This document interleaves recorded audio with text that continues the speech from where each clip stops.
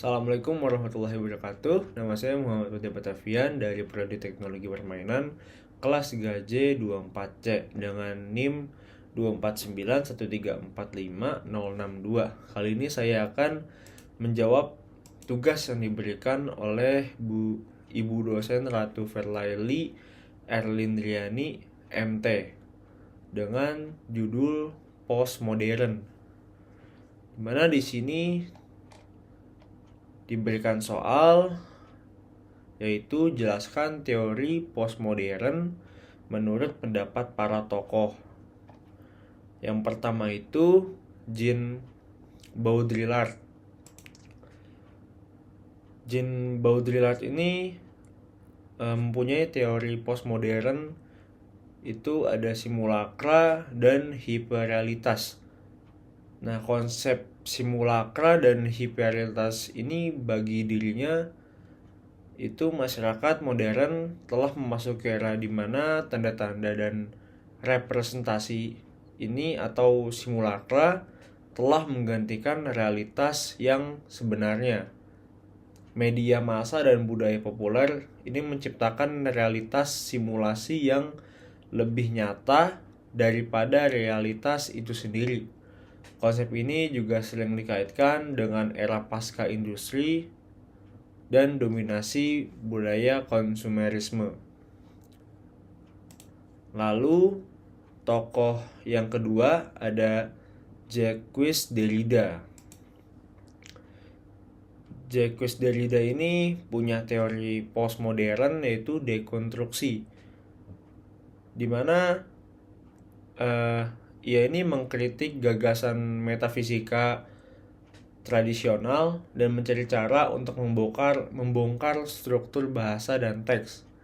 Derrida ini berargumen bahwa makna tidak bersifat stabil atau pasti, melainkan selalu terbuka untuk interpretasi yang berbeda-beda.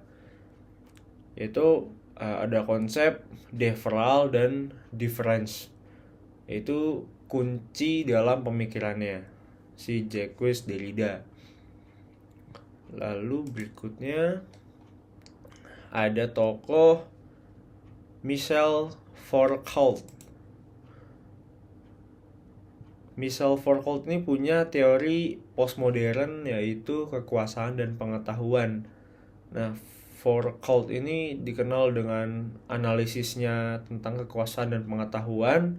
Lalu ia berargumen bahwa pengetahuan itu tidak netral, melainkan selalu terkait dengan relasi kekuasaan. Foucault itu menyelidiki bagaimana institusi seperti penjara, rumah sakit, dan sekolah itu membentuk subjektivitas dan mengontrol perilaku dari manusia. Lalu tokoh berikutnya itu ada Roland Barthes. Roland Barthes ini punya teori postmodern yaitu semiotika dan budaya populer. Barthes ini seorang semiotisi yang terkenal dengan analisisnya terhadap budaya populer. Jadi ia mengkaji bagaimana tanda-tanda dan simbol-simbol yang membentuk makna dalam masyarakat. Barthes juga mengkritik konsep penulis sebagai otoritas tunggal dan menekankan pentingnya pembaca dalam menciptakan makna. Lalu yang berikutnya ada Immanuel Levinas. Immanuel Levinas ini teori postmodernnya adalah etika wajah. Menurut Levinas, etika itu dimulai dari pertemuan dengan orang lain yang sepenuhnya asing gitu.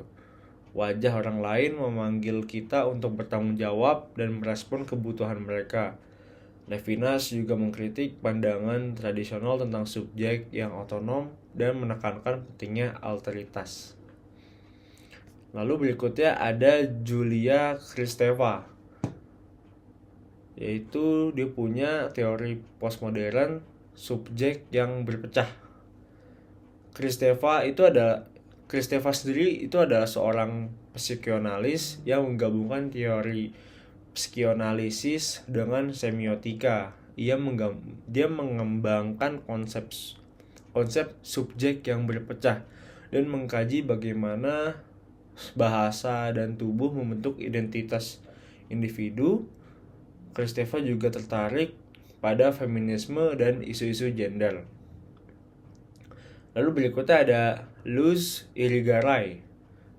Dia punya teori postmodern yaitu feminisme dan tubuh perempuan. Irigaray sendiri adalah seorang filsuf feminis yang mengkritik filsafat tradisional karena dianggap androcentrik atau nama lainnya berpusat pada laki-laki. Ia berusaha untuk mengembangkan bahasa feminis yang mampu mengungkapkan pengalaman perempuan. Irigaray juga mengkaji konsep tubuh perempuan dan hubungannya dengan budaya. Lalu berikutnya ada Gilles Deleuze. Dia punya teori postmodern yaitu perbedaan, pluralitas, dan devenir. Deleuze adalah seorang filosof yang tertarik pada konsep perbedaan, pluralitas, dan devenir atau menjadi. Ia mengkritik logika biner dan hierarki yang merayakan pluralitas dan perbedaan. Deleuze juga tertarik pada filsafat ilmu dan mengembangkan konsep rhizome sebagai alternatif terhadap model pohon pengetahuan yang hierarkis.